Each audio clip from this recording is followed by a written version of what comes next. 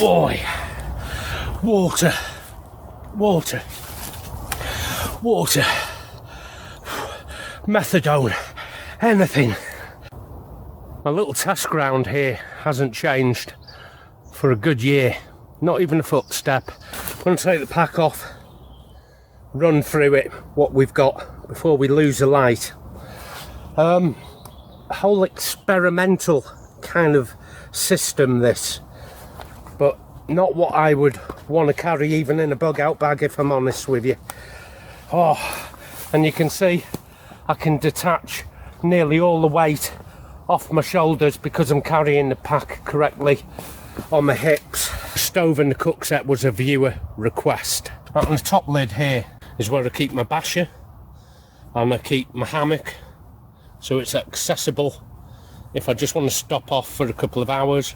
I don't have to go digging in the pack. A lot of you will notice I don't use stuff sacks, I use the pack as a stuff sack, and again in the top lid there it is just loose filled straight into that pocket. You don't have to replicate anything I'm doing. If you want to shovel things neat and tidy, folded, rolled, stuffed into a little bag, be my guest. Put the old eyeballs on here, not getting any younger, but I am getting a lot blinder. Right, whoa, so there is quite some weight just on the top there. I've got a jacket in the top bit, that'll come in handy if it goes a little chilly a little later. The cook set also includes, I'll show you the cook set separate because it is a viewer request, but it does contain some water. All the rest is a sleeping bag system from the military. It's the Fexka 2-part system, and some sheepskin insulation. And that sheepskin insulation is my large, which I have used before and it didn't work out. So I'm going to get the hammock up. I've got a selection of trees here, and quite a large tarp that I'll have to pace out. Tarp in that top lid pocket, and I've got a feeling I've forgotten all the pegs. And then this side of the top hood pocket, just a tiny little stuff sack with the hammock, the straps, and hopefully at least some tent pegs. I can hear them there. I kind of know the pitch I want. Pegs, got them. So I am going to put the hammock up, and hopefully I can span the tarp over it. 11-foot Hexon hammock here with carabiners and tree straps. I just go tree straps these days. Extent of how technical I hang a hammock these days. There's all sorts of gadgetry you can use to put your hammock up. I like to keep it simple these days. I've done all the gadgets. I like gadgets. I also like keeping it simple. So let's see what we can do with the span.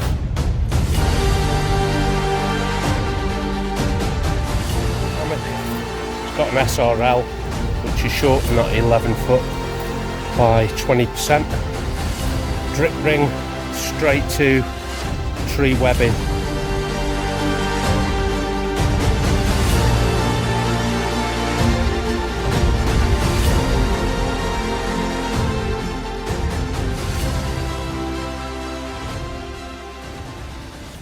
Like asleep, sort of north-south. It's said you have better dreams with your feet facing north.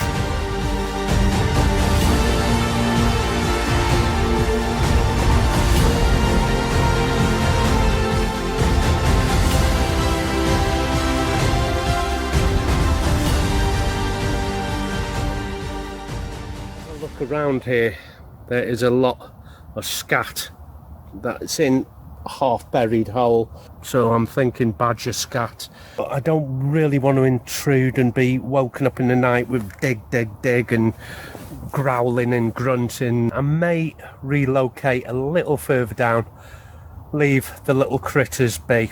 I'm at the kind of height off the ground here where badgers like to come underneath and bite your bum in a hammock. And they've got these 8-inch dagger-like teeth. Still got too much tension. Now, before you kick off saying, why don't you use an underquilt? I do have underquilts. This is an experiment using one of my sheepskins, but if I was to do it again without the cameras, without a doubt, I would bring my underquilt and top quilt. But I want to test how transversible this idea is, how it can project from being on a tree one night and dropping it onto the ground the next. And sheepskin, really good insulator, not much in the way of comfort obviously. First of all, an army jungle sleeping bag, hood facing down for me, so I've got a face covering for the night, so I'm lying directly on the sheepskin. Next out the bag is my thick sleeping bag. Don't want that. I want my insulation. I might carry this a little differently to walk home with, see what it comes out as. Oh, head to foot warm sheepskin, heavy sheepskin. I was really hoping to use this as a transversible bit of kit. Would it work? Yes. Would I want to carry it? Not even the 3 or 4 miles that I've just done. My single pelt, no problem, but an HDF mat does similar, but I don't know how low a temperature in the winter I can get that HDF pad down, as where this, I know, sub-zero easily.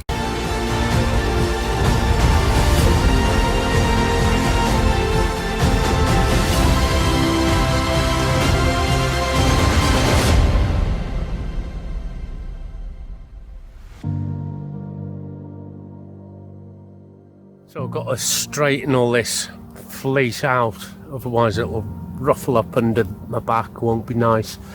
And the easiest way to do that is to take your boots off, get in, fiddle about, and then it's ready for the whole night. It won't move after that. It's ready.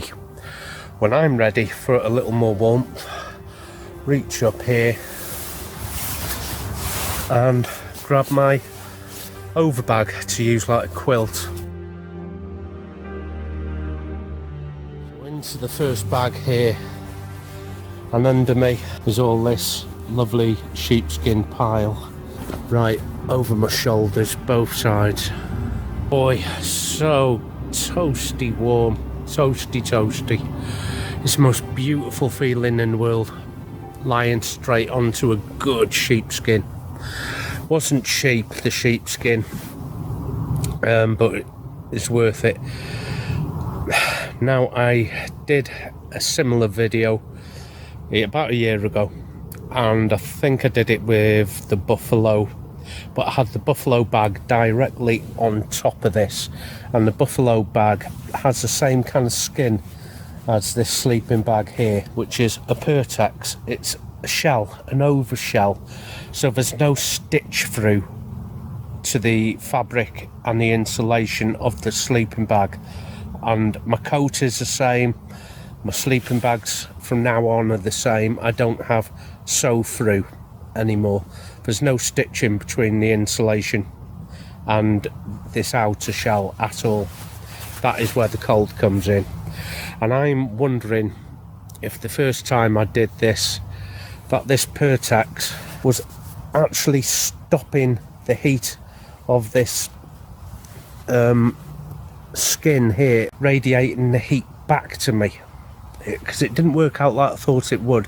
A lot of people suggested that because this is 4 fleeces all sewn together, and between the stitching I might be losing insulation, and that is a fair point. My theory is that I should have been in direct contact with it, my body, like it is now. The Pertex made a barrier against the insulation. So in the morning when I wake up, I will know whether it's the quilt work or the Pertex made an isolator from the insulation, which is my theory. So in the morning we're going to find out, aren't we? It is raining, would you believe? And I really don't fancy putting a tarp up. I've got really good tree canopy. I don't always like having a tarp over me unless it's really, really windy or lashing it down, or this is just summer rain. And even if it rains all night, this bag is shower proof, not waterproof. I think I'm going to end up putting the basher up, aren't I? Not really happy with the tarp either, the DD tarp. It's nice and big. It's also heavy, very heavy. God, I'm so cozy. I know it's going to be a great night's sleep. I know it is. There is badger scat everywhere. It's bigger than fox scat. They're usually pretty timid, but I'll talk to you about badgers a little later, because I know in America, in some parts you have badgers, quite little ones. Over here in the UK, they grow up to about maybe 12 foot. And I have had occasion where I've had to fight one, and I broke its tooth off before it pierced my neck. And I kept that badger tooth because I've got to show you now my cook set and pan set. And again, not my choice, viewer request. Can you put these items in your pack next time you go out? And I did. More fool me. What I have been asked to show you is my Yugo. That on to a Kelly kettle to do the evening meal, the breakfast and everything, make hot brews, which means I've got to collect firewood. The water I carry in an LRRP, which is on a waistband here. All my brew kit in here, which is hot chocolate and tea bags. I've got ginger tea because I'm forever getting a sore throat, and ginger really quells that sore throat. That and ice cream, plenty of ice cream. If you haven't seen it, this is a Kelly kettle, and inside the Kelly kettle you can see it's totally empty, but it's a twin wall, and inside is where you put your water. And I do have 600 ml of water in here, and I've travelled with this water in here. Plenty of fire starters. Yes, you can get dry grasses and try and strike a spark onto dry grasses, but why make life difficult for yourself? They weigh absolutely nothing, little barbecue fire lighters, and I'm going to need to fire that thing up at least 3-4 times during this camp. Make life a little easier with some fire lighters. That is the little burner, and I'm going to fire this up soon. My little homemade lid, if you want to know how to make these. And there's your KFS set there. I was looking for the original. I do have it somewhere knocking around. My little mitten glove for anything that gets too hot, can pick it up, and amongst other things. You know, it's a bit of company for me, aren't you? Now I've got to either get this water boiled or get my tarp up, one or the other. Can't do both at the same time.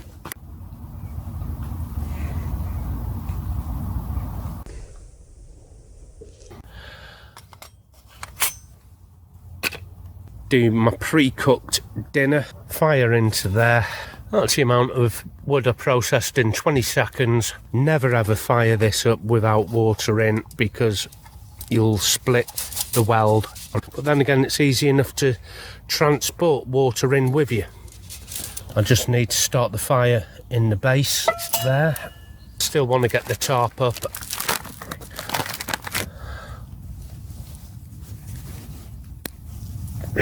Doesn't take much.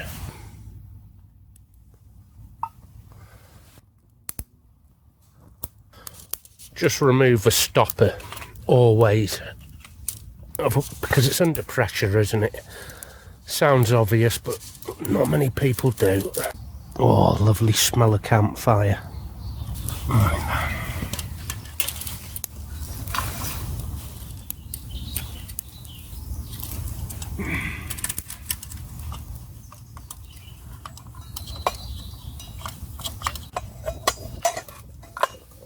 I'm going to remove my food stand and now just feed in some larger pieces from the top.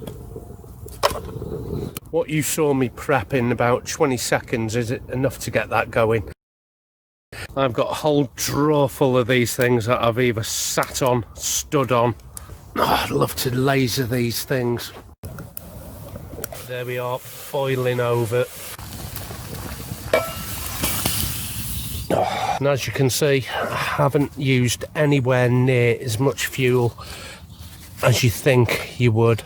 I was talking earlier of a badger that I killed with my bare hands, and it just flew in. During the fight, I managed to snap his tooth off. And if you don't believe me,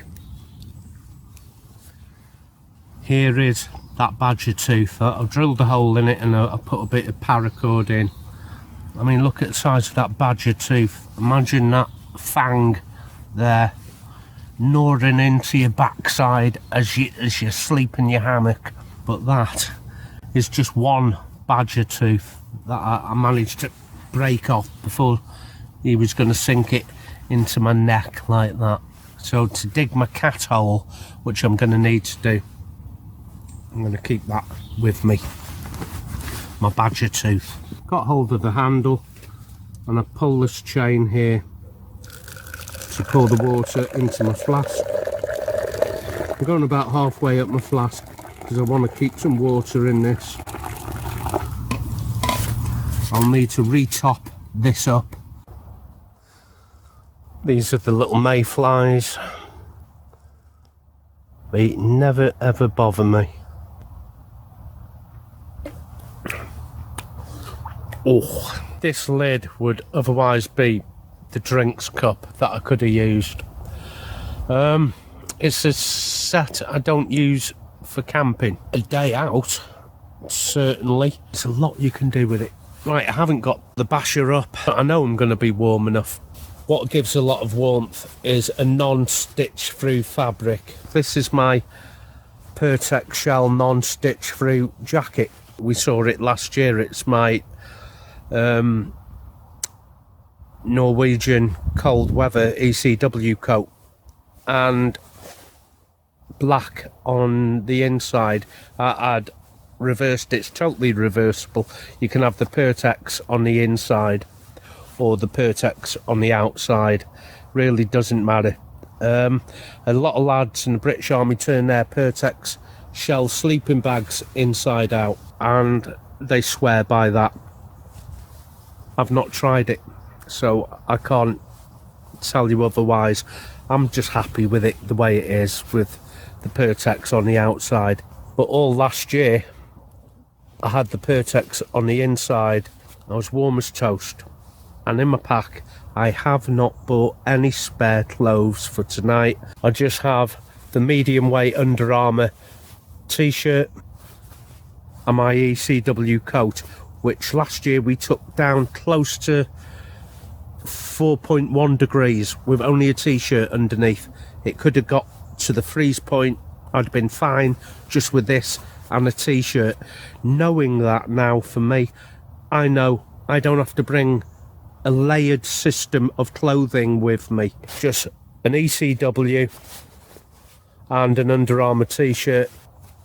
I am saving a hell of a lot of weight by reducing the clothes I need, even right down to the freeze point. I think I will go and dig that cat hole using that badger tooth that I've got, and then that's another job done. The basher, may put it up, may not. definitely going to fire the Kelly kettle up again because I'm getting hungry. I made a curry last night and just brought that out. That'll be done in the Yugo pot. But I'm going to get my badger tooth and just use it like a digging implement to make my own cat hole. And in the morning I'll give you a comparison between the badger, the fox scat and mine.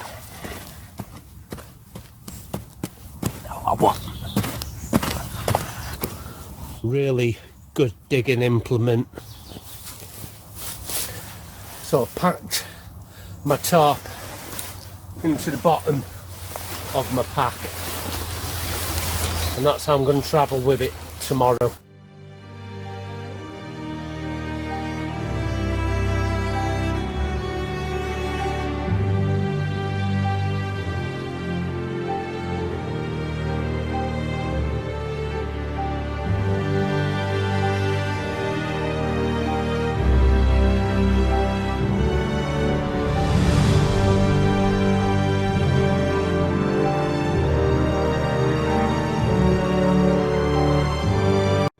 Makes for one hell of a wind storm shelter this. Still a bit of light left in the sky, but however under the woodland here it is quite dark and it has blended in somewhat. I'm not keen on the DD multicam. Stood on yet another pair of glasses. I have a whole drawer full of broken glasses. Found the lenses, cobbled them back in. But now it's time for dinner. I need to refill the Kelly kettle right to the top. Don't run these dry. Like I said before, they'll break. Got a floodlight in my face here now. Get my collapsible bottle and top it back off. Just the same amount as I've already had to drink, just so it doesn't crack the weld. Whatever I don't use, I just put back in. And there's not a lot of waste with the Kelly kettle. Oh, I just heard a fox screech. There it is. And just feed it from the top, and I'm not going to mess about.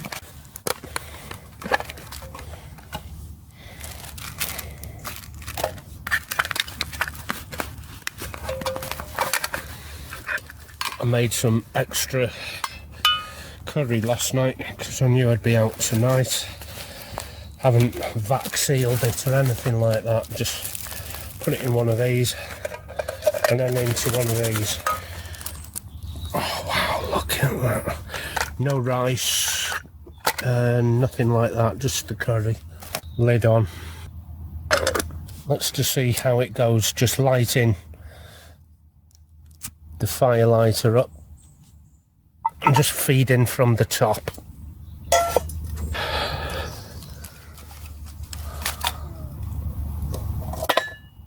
I've tried this before, it either works or it doesn't. Depends how long that fire lighter burns for. Why struggle when you don't have to?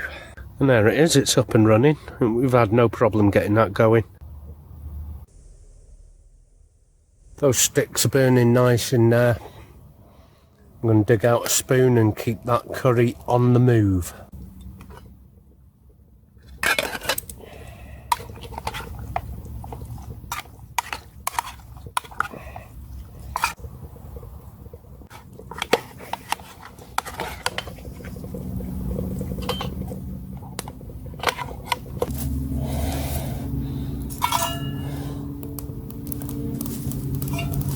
Another gadget you can cook with is the ring. It's never really worked for me, but I'll give it a go. Tends to stifle the flame a little, I find. And there's a little gap open here where I can just pop in another stick. Got a feeling this is going to take a while to cook, so I'm just going to park my bum up against a tree, start tidying camp. The badgers are out, and there's a little baby one somewhere. Hear him? Over there. I think I can see their eyes looking right at me. Two sets of eyes looking right at me in that den. The light is picking them up there. See if you can see their eyes in the torchlight. Bubbling away nice, this. Hasn't used much in the way of firewood. A little taste of this. That's hot enough. I want to start a very small fire and keep it fed, just to deter them badgers. They're bound to come over if they smell food. That's gorgeous.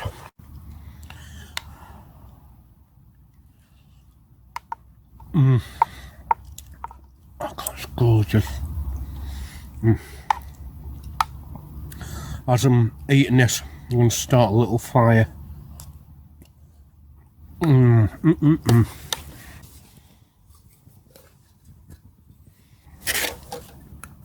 Get a lid on that just for a minute. And while I have my camp curry, you can watch the camp TV.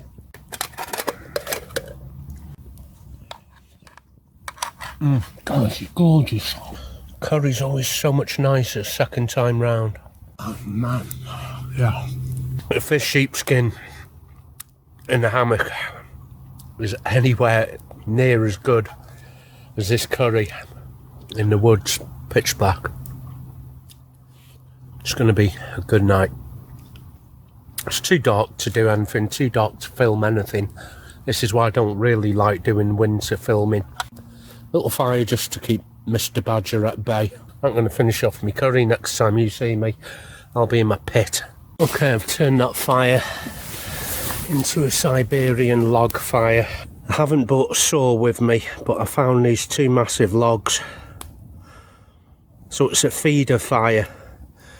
When that starts dying down, I just get some more of these and I pull it into the fire. No chopping necessary. This is why I don't always need an axe or a saw. It's pushing a lot of heat as well into the shelter. If that is burning too fierce, I pull the logs back. If I want more of a fierce fire, pull these logs forward. I've only got the 2 logs. You can use 5 or 6. The only reason I'm using 2 is because that is what I found on the ground, and that is the view from the inside of my shelter. Let's turn the light off, and that is how it is, pitch black. 9-10 metres away and I can feel it in here. The Siberian log fire pushes heat in a certain direction, and boy, it works.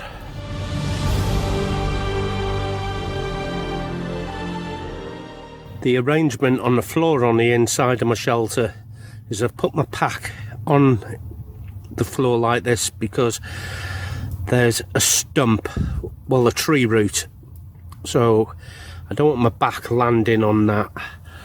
Over here is my sling, my waist sling, with cook set on one side, water the other. You can see my knife in the middle. As much as I'd like to leave this open for the night for a quick getaway, mice like to go in there as well. That's why you always unpack in the garden when you get home, not in the house. So until the morning, nighty night.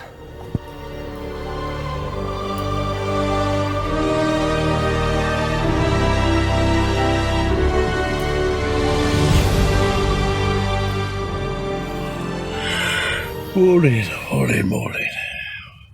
Lovely warm, so warm.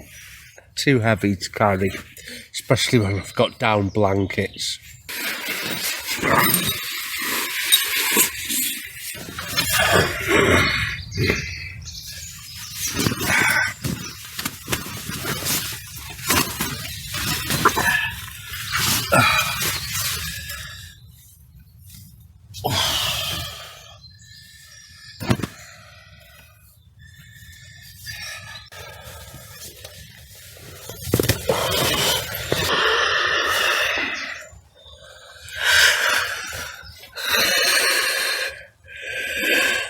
It was warm, really warm. At one point I only had the outer bag over me. A very low fog bank. That's why everything's a little damp. Even the hammock. One of the sleeping bag velcros was rubbing on my shoulder and under my arm. That's why I removed so much velcro on this bag. Gotta get some breakfast on. Oh, excuse me.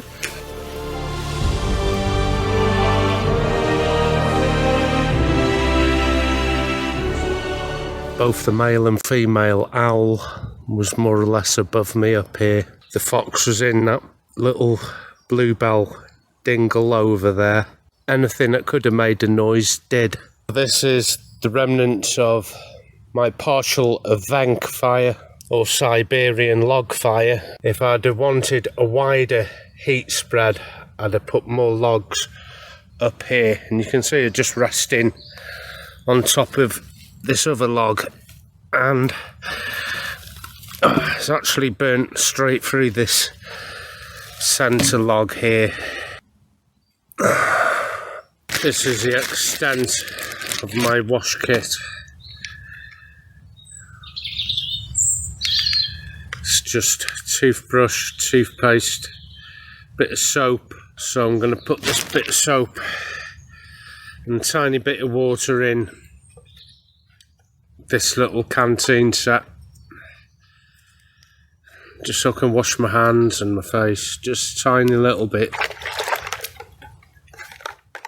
One thing I haven't told you about that tarp is when I had it, it had a really bad aroma of fish on it, from new, brand new, from the warehouse.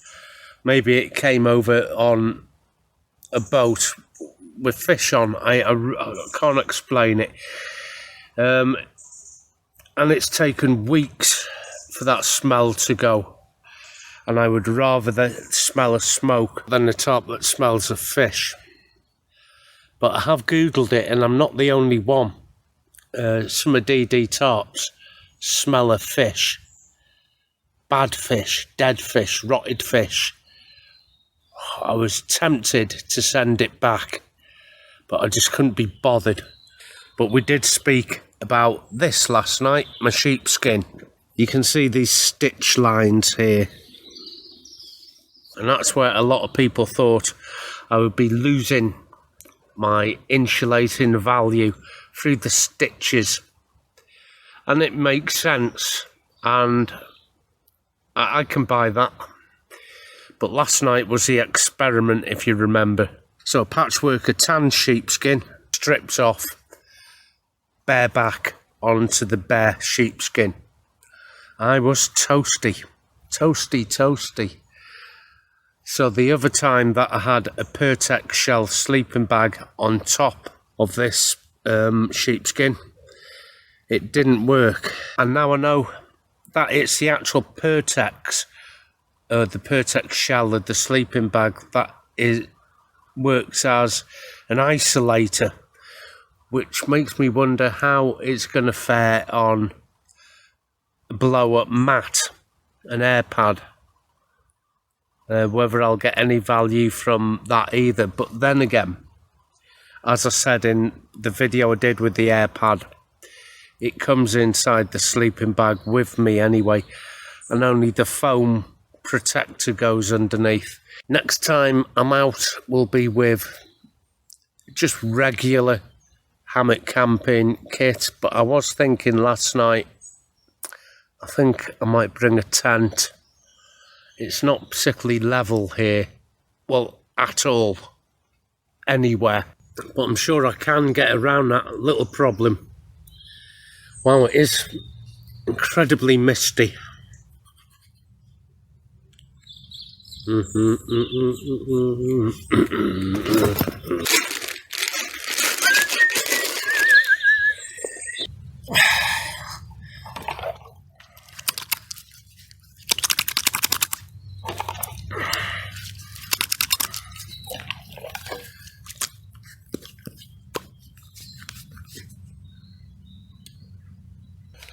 Ooh.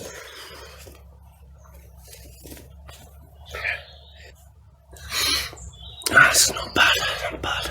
And they say you can't polish a turd.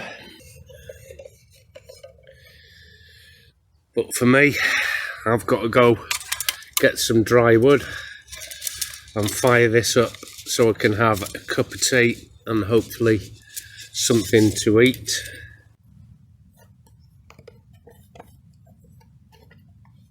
That is plenty. There's no need to go mad.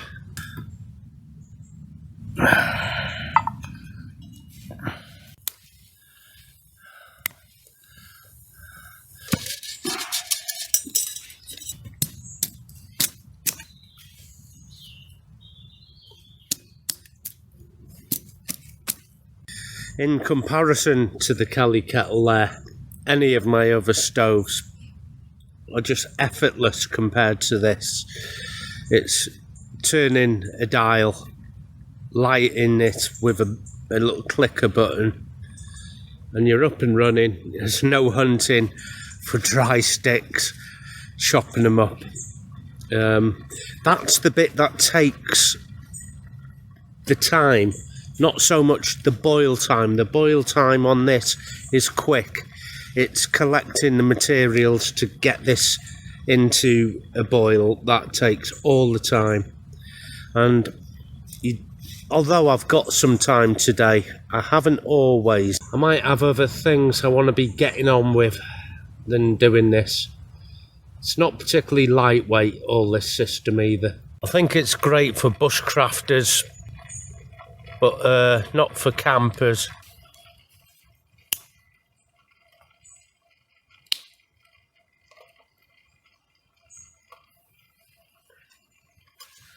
Get me little hatchet back in the bag. Get my little Yugo sat ready for my porridge. Right, we're at a boil with that. Porridge oats. And, ooh, lovely, some prunes.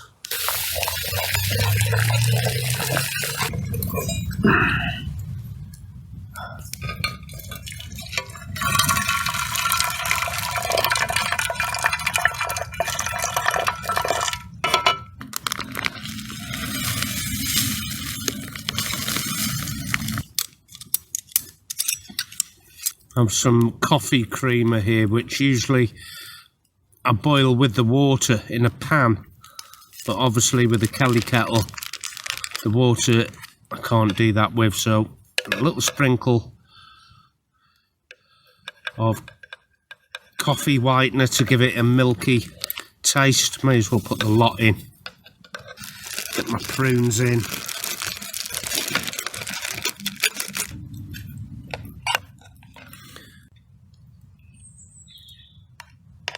The taste is better than the anticipation.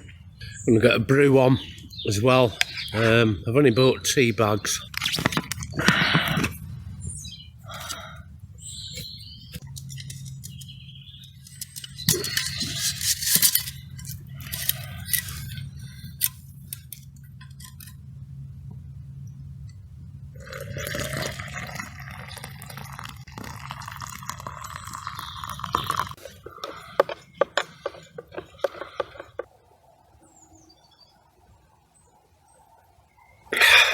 Oh, lovely.